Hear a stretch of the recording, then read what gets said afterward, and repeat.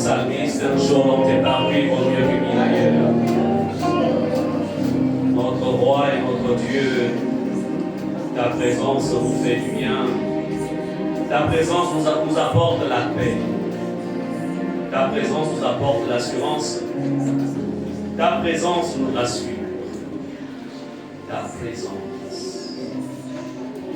Ta présence. Oui, Seigneur notre Dieu. Toi qui as dit, je vous donne ma paix, non pas comme le monde la donne. Dans ta présence, il y a cette paix divine. Dans ta présence, il y a cette vie divine. Dans ta présence, il n'y a que miséricorde. Yes, oui, Seigneur Jésus, ta présence. Ce matin, tu nous as conviés dans ta présence.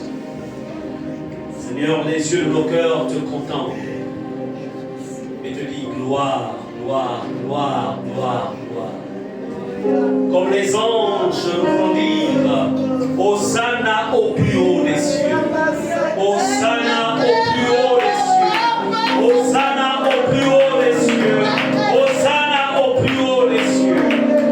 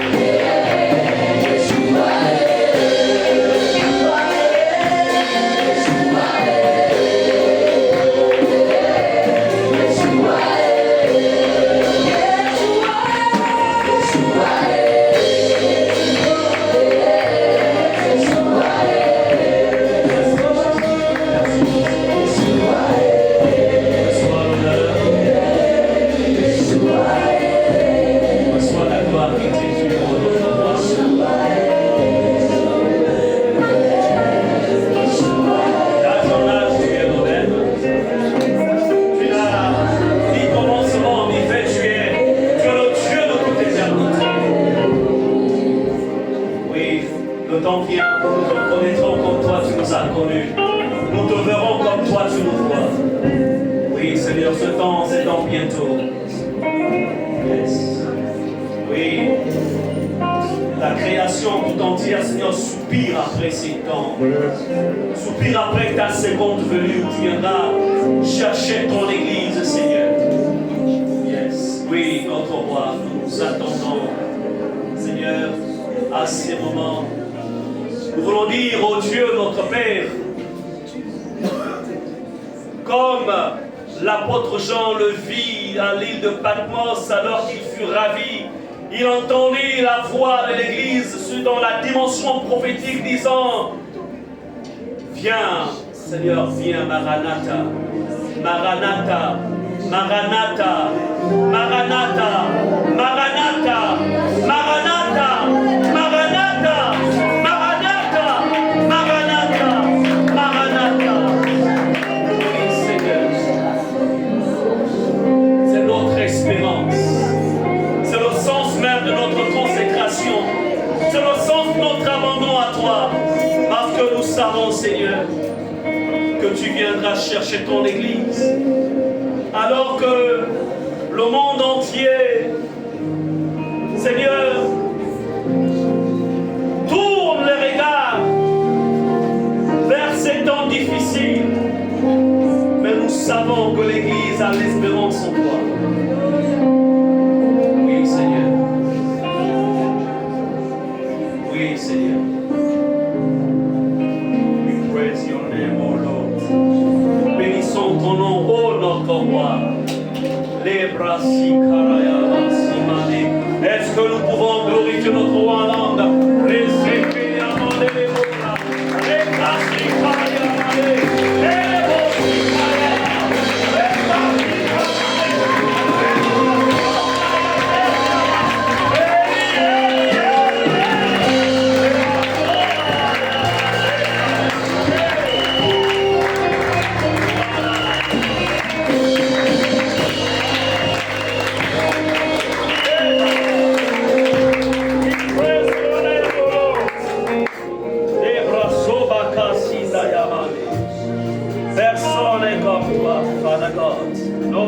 like you, Lord.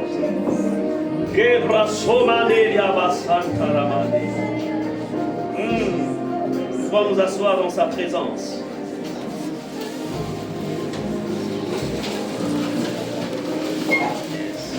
Gloire à toi. Merci pour la passion de Dieu.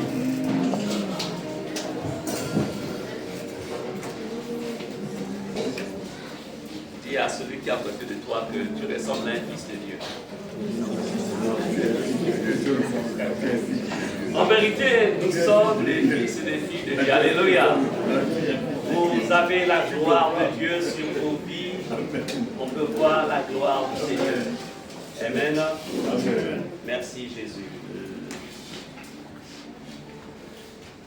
Ce matin,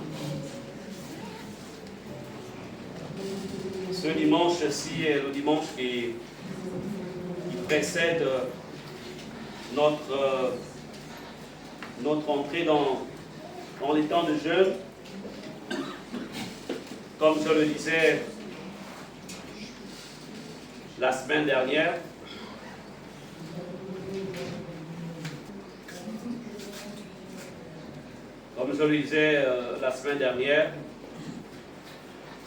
je disais que on ne peut pas rentrer dans une nouvelle année sans s'être préparé. Tout ce que Dieu a créé possède la vie. Donc, comprenez que le mois a une vie, l'année a une vie. Donc, tout a une vie. 2025 va vers sa fin, est presque à sa fin. Nous avons 2026 qui se profile à l'horizon. on ne peut pas rentrer dans une nouvelle année sans pourtant avoir préparé cette entrée.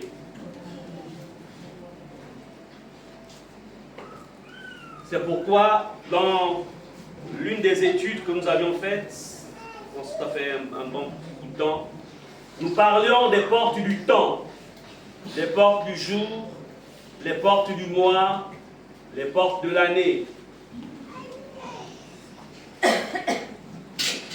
Et beaucoup de personnes, là par exemple, dans quelques semaines, les gens seront en fête, vont se réjouir, 31, style Happy New Year, donc voilà, bonne et heureuse année, voilà. Et puis bon, ça va être la fête comme ça. Alors, la vérité, est-ce que vraiment, vous savez, on peut célébrer la nouvelle année sur le plan naturel, hein, le plan physique, mais cependant, ne jamais y être entré. Hein. Parce que tout possède une dimension spirituelle. Tout. Je voudrais dire, tout a une doublure spirituelle. Tout a une doublure. Autant il existe la terre physique, autant aussi il existe la terre spirituelle, la dimension spirituelle de la terre. Autant nous avons une partie matérielle en tant qu'être humain, autant aussi nous avons une partie spirituelle. Donc, c'est pourquoi nous allons donc entrer dans la nouvelle année, mais on ne peut pas y entrer sans s'être préparé. Alors, c'est pourquoi le thème sur lequel nous allons travailler ce matin, je l'ai intitulé « Se fortifier en Jésus-Christ ». Se fortifier en Jésus-Christ. Mais voyez-vous, avant que je n'annonce la deuxième partie de notre thème, parce que c'est un long titre, et c'est d'ailleurs sur cela que nous allons travailler tout au long de ces 21 jours. Il n'y a pas que les chrétiens prudents, parce que je préfère dire qu'il existe deux types de chrétiens. Il y a des chrétiens en fait qui, je dirais, qui sont superficiels, qui ne fonctionnent qu'avec ce que leurs yeux voient. Et il y a des chrétiens spirituels qui comprennent qu'au-delà du monde naturel, il y a un monde invisible qui travaille contre. Donc il n'y a pas que les chrétiens, en fait, qui préparent l'entrée dans la nouvelle année. Il y a aussi d'autres obédiences. Il y a ceux qui appartiennent à certaines obédiences qui aussi préparent ces moments à leur manière. Amen.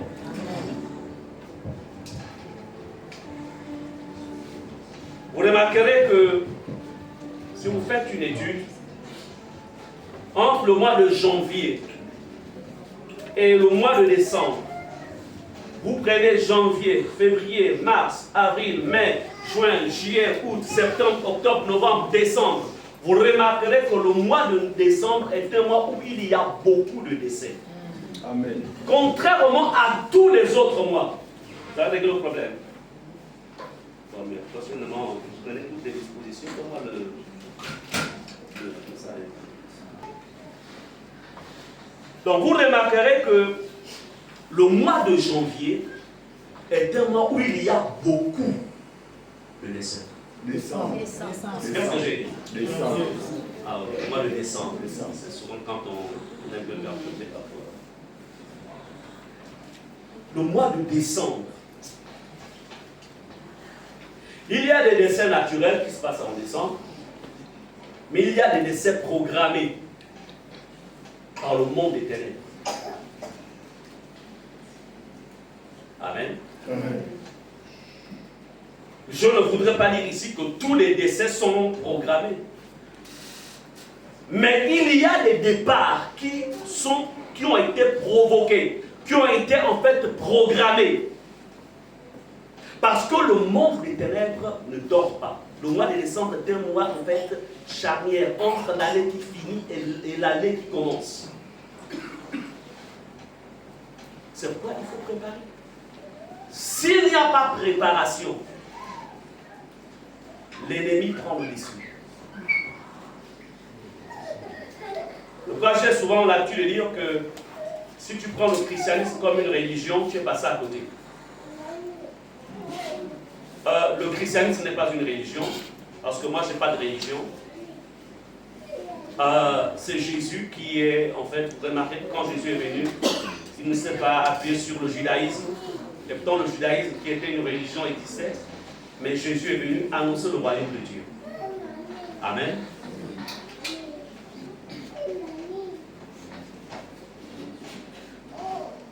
Il est important d'aborder le christianisme tout en sachant que Jésus est le maître, il est le centre, et que c'est plutôt de la spiritualité.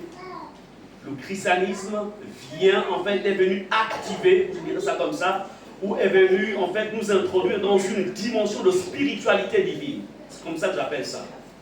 Amen. Je ne prends pas ça comme une religion, c'est de la spiritualité divine.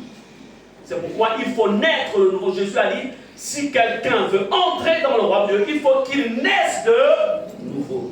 Et moi, je considère la nouvelle naissance comme une initiation par le Saint-Esprit. C'est-à-dire que le Saint-Esprit vient t'initier dans les choses du royaume de Dieu. Amen. C'est ça comme ça.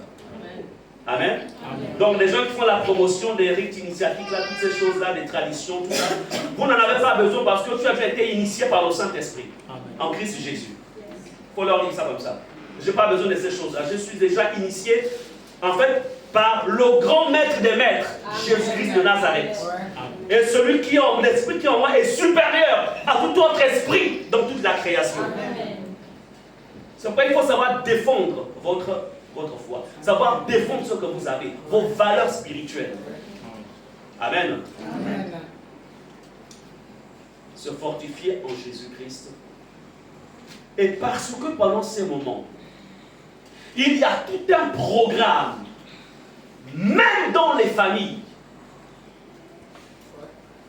dans les villages, dans les villes. Ces derniers temps, quand j'ai circulé dans la ville de Libreville, quand je vois avec les yeux de l'esprit, pas avec ses yeux, mais avec les yeux de l'esprit, je peux déjà voir beaucoup de pièges que l'ennemi a commencé à tendre pour captiver la vie de plusieurs. Mais au nom de Jésus, toi tu ne seras pas captivé.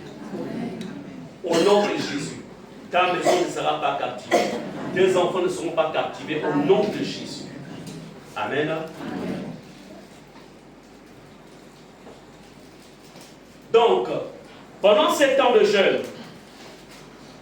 nous allons aussi travailler pour la destruction des marmites mystiques dans nos familles. Répète, marmite mystique. Marmite mystique.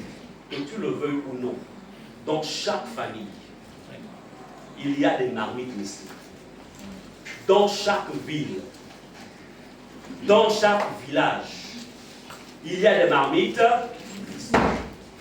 Et ça combat la vie des enfants de Dieu. Ça combat la vie des familles. Ça combat. Moi, je me souviens, je parlais avec un parent qui me disait ceci.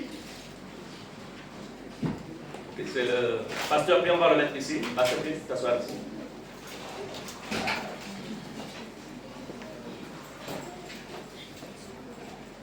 Donc, un membre de ma famille, je ne dirais pas de quel pôle, est-ce que c'est du pôle maternel, est-ce que c'est du pôle paternel, je ne vais pas ici définir, mais me disait, tu sais, pasteur Juscelin, il y a une marmite mystique dans notre famille. Il y a une marmite mystique. Il faut qu'elle soit détruite, cette marmite. Et il me disait, pasteur, il faut qu'on accomplisse la mission, qu'on parte pour aller détruire cette marmite. Amen. Elle était sérieuse. Hein?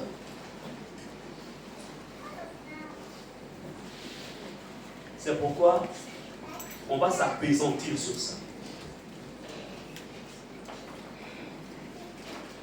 Vous allez me dire, mais pasteur, c'est quoi on va aller dans la parole de Dieu pour comprendre cela.